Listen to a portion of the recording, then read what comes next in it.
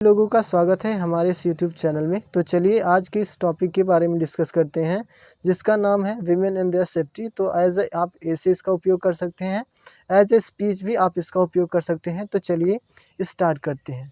Safety of women has become a major issue in India. तो भारत में औरत की सुरक्षा एक बहुत ही मुख्य मुद्दा बन चुका है। Now women have to think twice before going outside their homes and specially at night. तो आपको बता, जो औरत हैं उनके लिए आजकल ऐसा हो गया है कि घर से बाहर जाने के लिए 2, 4, 6, 8, 10 बार सोचना पड़ता है, जाए कि न जाए, एंड स्पेशली एट नाइट, और रात को स्पेशली, मुख्यतः जो रात को उनको जाने के लिए और सोचना पड़ता है। This is sad reality of our country. ये भारत की बहुत ही दुखदाई और सत्य रियलिटी है, जो बहुत ही सत्य है, जहाँ पर दुखदाई रियलिटी है कि लोग बाहर जाने के लिए सोचते हैं, महिलाएं बाहर जाने के लिए सोचती हैं। According to law women have equal right as a man. जो हमारे कॉन्स्टिट्यूशन है उसके अनुसार जितना अधिकार किसी मैन के पास है, उतना अधिकार भी वीमेन के पास ही होता है। But in many state people do not follow this rule. But बहुत सारे ऐसे केसेस आए हैं, बहुत सारे ऐसे उदाहरण आए हैं जहाँ पर लोगों ने इसको फॉलो नहीं किया है, जहाँ लोगों ने इसको अपनाया नहीं है। They are doing much for development of the country. जो वीमेन है ना, वो किसी भी कंट्री के या भारत के डेवलपमेंट के लिए बहुत सारी चीज़ों को कर रही हैं। Still they are living in fear. फिर भी क्या वे लोग डर के अंदर हैं कि अगर वो बाहर कहीं जाएंगे तो उनके साथ गलत काम हो सकता है, उनके साथ गलत बर्ताव हो सकता है। Every day we see in the news that crimes are being done against women in some or other parts of our country. और न्यूज़ में ऐसा हम देखते हैं कि महिलाओं के खिलाफ या महिलाओं के अगेंस्ट बहुत सारे ऐसे केसेस होते हैं जगह जगह पर, जहां वे कंफर्टेबल नहीं फील करती हैं। बहुत सारे गंदे अपराध उनके साथ किए जाते हैं। So it is painful to see this condition in a country where we learn to respect women as a goddess.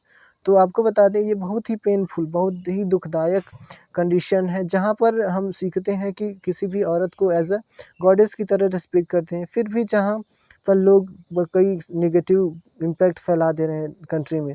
Women face danger not only outside but inside their family. जो औरत होती है ना, वो ऐसा नहीं कि वे घर के बाहर ही या तो आउटसाइड ही अनकंफर्टेबल फील करती हैं या तो खतरा महसूस करती हैं। वो इवन वे अपने घर के अंदर भी खतरा महसूस करती हैं या तो अनकंफर्टेबल फील करती हैं। कैसे? जैसे घर पे कहते हैं ना कि बाहर मत जाओ, इनसे बात मत करो, ये मत करो, वो मत करो। तो ये सब क्या है? एक प्रकार से डेंजर ही तो है। We call it domestic violence, और इसे हम क्या कहते हैं?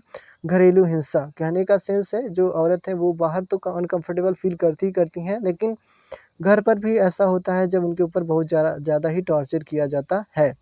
अ wife lives in a torture. जो एक पत्नी रहती है वो दबाव में रहती है। A daughter is killed on the name of honour. तो बहुत बार ऐसा होता है कि सम्मान के कारण भाई लड़कियों को मार दिया जाता है जान से।